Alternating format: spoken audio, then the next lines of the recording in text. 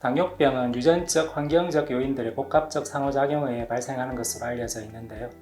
대한당뇨병학회에서는 발생 원인에 따라서 1형 당뇨병, 2형 당뇨병, 임신 당뇨병, 기타 당뇨병 이렇게 4가지 형태로 분류하고 있습니다.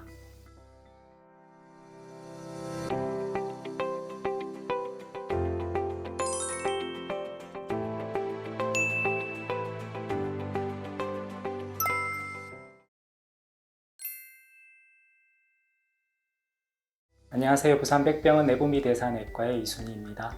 저는 당뇨병, 갑상선, 기타 내분비 질환에 대해서 진료를 보고 있습니다.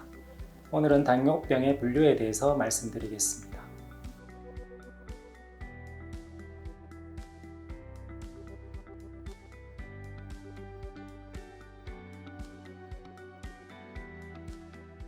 (30세) 이하에서 주로 발병하며 특히 취약전 연령 및 사춘기 무렵에 소아에서 가장 높은 발병률을 보이게 되겠습니다.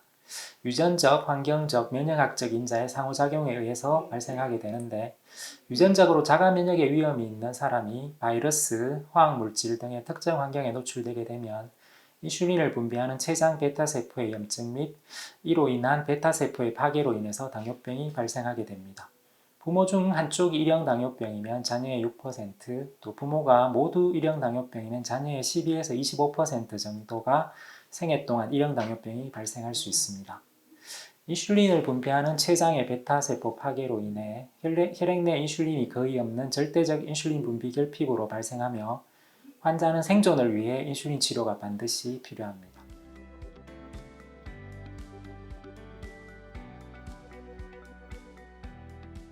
인슐린 저항성과 인슐린 저항성을 극복할 만큼 저희가 충분한 인슐린을 분비하지 못하는 상대적 인슐린 분비 결핍으로 발생하는 당뇨병이고 성인에서 주로 발병하게 되겠습니다.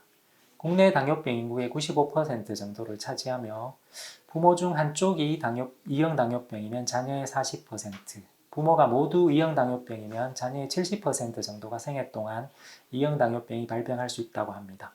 그러나 당뇨병의 유전적 요인을 부모에게 물려받는다고 하더라도 그 자녀의 일부에서만 당뇨가 발병하는 것을 저희가 보면 환경적 인자가 상당히 중요한 역할을 한다는 것을 알 수가 있는데 2형 당뇨병의 발병에 관여하는 환경적 인자는 비만이나 운동 부족, 서구화된 식생활 등을 들 수가 있겠습니다.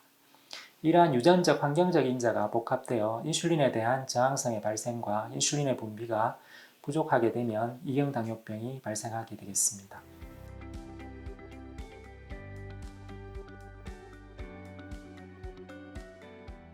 임신 2기와 임신 3기는 임신 시의 체중 증가와胎盤에서 분비되는 호르몬의 영향으로 정상적으로 인슐린의 저항성이 증가하게 됩니다.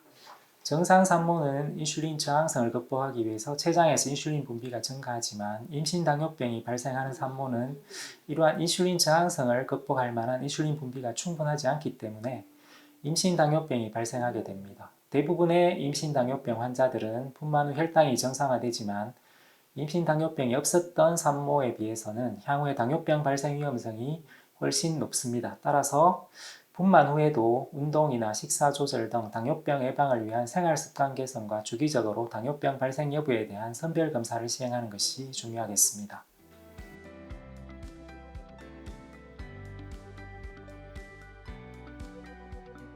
인슐린의 분비나 작용에 영향을 미치는 유전자의 이상으로 인한 당뇨병이 생길 수가 있고 또한 만성 췌장염이나 수술로 인한 췌장 절제술, 또 외상으로 인한 췌장 손상 등으로 인한 췌장 질환, 말단 비대증이나 쿠싱 증후군과 같은 드문 내분비 질환, 또 만성 간염, 간경화 등 간질환, 관절염 치료로 많이 쓰고 있는 스테로이드나 또 일부 항암제라든가 장기 이식 후에 사용하는 면역억제제, 올란자핀과 같은 항전신성 약물에 대해서도 당뇨병이 발생할 수 있습니다. 지금까지 당뇨병의 종류에 대해서 간단히 설명을 드렸는데요.